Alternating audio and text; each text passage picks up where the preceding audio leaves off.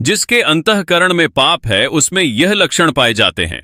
यह 10 लक्षण जिसके अंतःकरण में हो तो अंतःकरण पापी है। इन लक्षणों का अगर अपने अंदर एक का भी स्थान हो तो नाम जप के प्रभाव से उसको हटा दो, नहीं वह पाप कर्म करवाता रहेगा। पहला, चोरी। किसी की भी चोरी बहुत प्रकार की चोरी होती है। किसी और महापुरुष की बात छाप अपनी लगा के चोरी हो गई। भागवतिक सिद्धांतों में भी किसी और महापुरुष की बात है और छाप ये पार्टी अपनी के लगा दी। बात अपनी लगा दी तो चोरी हो गई। जिसकी बात है उसी का नाम लेकर बोलो। पूज्य अमुक महापुरुष ने ऐसे वचन बोले, अपनी छाप नहीं लगानी, चाहे वो पद हो चाहे उनकी शब्दावली हो। उन महापुरुष ने ऐसा कहा। चोरी दूसरे की वस्तु का, दूसरे के अस्तित्व का अपहरण करना चोरी कहलाता है। जिसमें चोरी करने का स्वभाव है, चाहे वो जो भी चोरी हो, बहुत प्रकार से चोरी होती है, वो अंतःकरण में पाप है, इसलिए बर्दाश्त होता है। नहीं तो पवित्र अंतःकरण में चोरी बर्दाश्त नहीं होती। किसी की वो चोरी नहीं कर सकता। छल कपट के द्वारा, बेईमानी के द्वारा और भी अन्य वृत्तियों के द्वारा जो दूसरे से धन लिया जाता है, वस्तु ली जाती है, उसके स्वत किया जाता है, उसके अधिकार को छीना जाता है, ये सब चोरी के अंतर्गत आता है। जिसमें चोरी है वो पापी अंतःकरण है।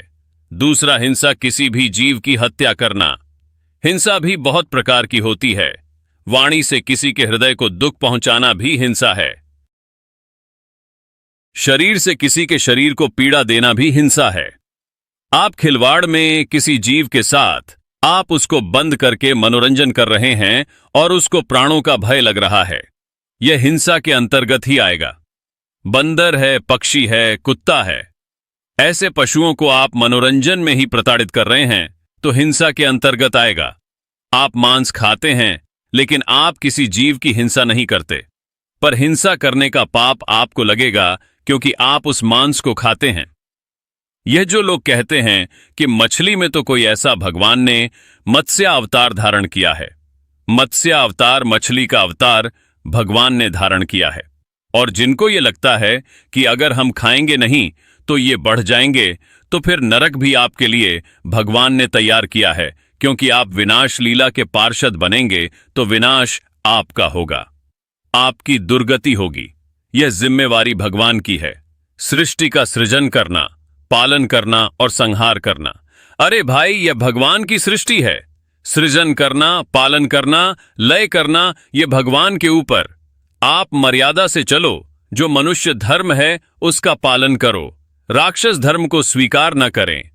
हिंसा, जिसके अंदर हिंसा, वो पापी पुरुष है, उसका अंतःकरण पाप से युक्त है। चोरी, हिंसा और पराई स्त्री से व्यभिचार, ये पापी पुरुष का लक्षण है। जो माताओं बहनों को देखते ही भोग दृष्टि से देखता है, गंदी दृष्टि से देखता है, जो पराये शरीरों के साथ व्यभिचार प्रवृत्ति करता है, वो पापी हृदय है, वो अंतःकरण पाप में है। व्यभिचार बहुत जोर से फैल रहा है, क्योंकि इसी से बुद्धि भ्रष्ट होगी और भजन, साधन, धर्म, अध्यात्म, इनसे दूरी बना देगा ये। जहां काम तहां राम नहीं, जहां राम नहीं काम, जैसे सूर्य और अंधेरा एक साथ नहीं रह सकता, ऐसे ही भगवत भजन और काम एक साथ नहीं रह सकता। इसलिए जो व्यभिचार परायण है, पानी ग्रहण संस्कार करके अपनी पत्नी के साथ संतानोत्पत्ति के लिए क्रिया करना, धर्ममय काम भगवत स्वरूप है, उसमें पाप नहीं है। लेकिन पराई स्त्री के साथ व्यभिचार प्रवृत्ति, यह महान पाप है। चौथा, असत्य भाषण, झूठ बोलना, यह पापी का लक्षण है।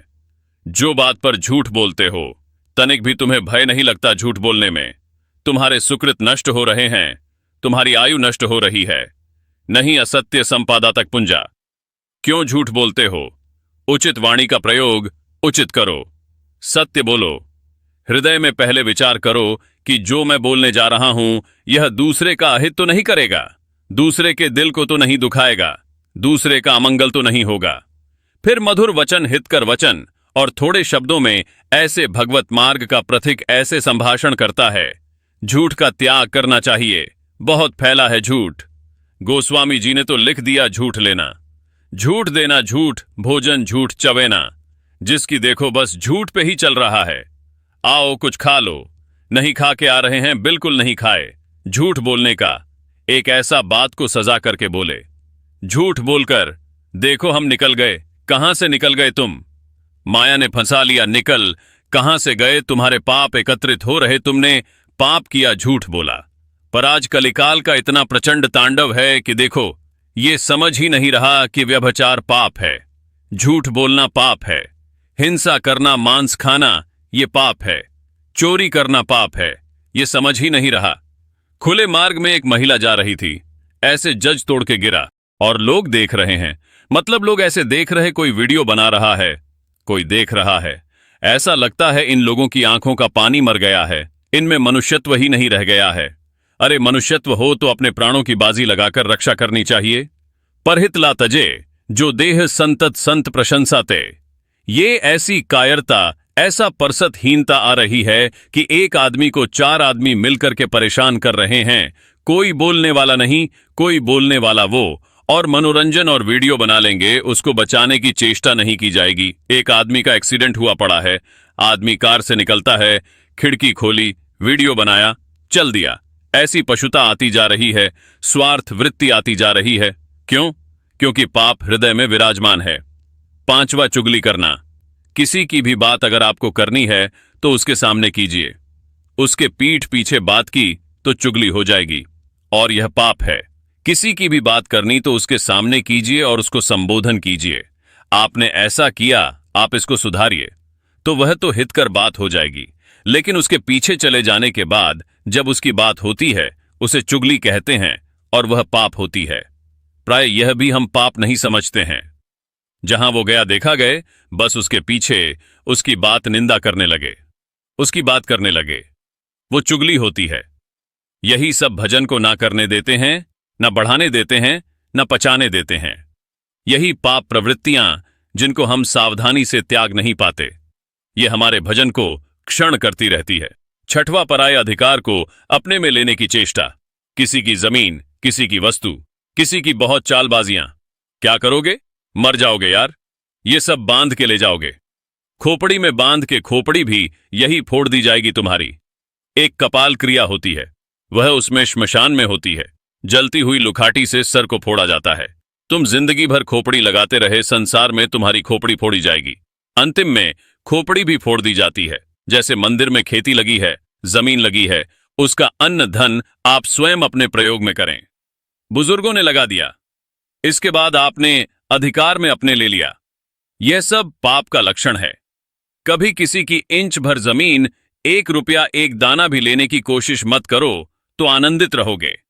लेकिन बस किसी तरह माया का हिसाब क्षेत्र बढ़ा है, बस किसी तरह, बस अहंकार की पुष्टता होती। 7वां, पराया अनिष्ट चिंतन, अनिष्ट करना। कुछ लोगों का स्वभाव होता है, जो मैं चीज पसंद करूंगा उसे चाहे मैं मर जाऊं, लेकिन दूसरे को देने नहीं। ऐसे कई स्वभाव हमने देखे। व्यक्ति में मेरी एक आंख फूटे, लेकिन पड़ोसी की दोनों फूट जाए, उड़ जाए, चलेगा। मेरी एक फूट जाए, पड़ोसी की दोनों फूट जाए तो चलेगा। मतलब बहुत तरह से हम दूसरे का अनिष्ट सोचते रहते हैं। धन्य है उनका जीवन, जिनके जीवन में किसी का अनिष्ट सोचने की बात नहीं है।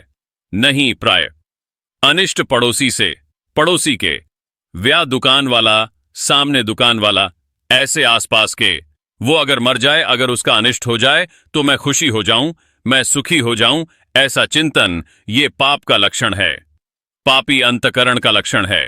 8वां, बोलने में अश्लीलता। अश्लील भाषण, गंदी बातें, जब देखो तब गंदी बातें, कर गिरी गिरी बातें करना, नीच बातें करना। अरे बात करनी है तो सच्चिदानंद भगवान की करो, सिद्धांत की करो, गीता भागवत की करो, हितकर बात करो। अश्लील गंदी बातें क्यों बोलते हो? पापी पुरुष का लक्षण होता है अश्लील संभाषण करना। पूज्य बाबा ने कहा, यदि नाम जप करता है, अश्लील भाषण करता है तो नाम जप का कोई प्रभाव नहीं होगा। और 9वां, असंबद्ध प्रलाप, बेमतलब का बोलने का स्वभाव। ऐसे लोग पाप हृदय होता है, इसलिए ऐसा बोलते रहते हैं।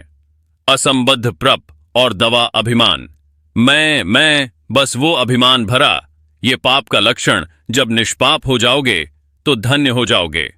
अभिमान भगवान के चरणों में समर्पित हो जाएगा। चोरी, हिंसा, व्यभिचार, झूठ, चुगली पर, धन की इच्छा, पराया, अनिष्ट चिंतन और अश्लील भाषण, असंबद्ध प्रप और देहाभिमान, ये 10 लक्षण पापी में पाए जाते हैं। अगर इनमें से एक भी है तो हटा देना चाहिए, नहीं भजन में बाधा पहुंच जाएगी।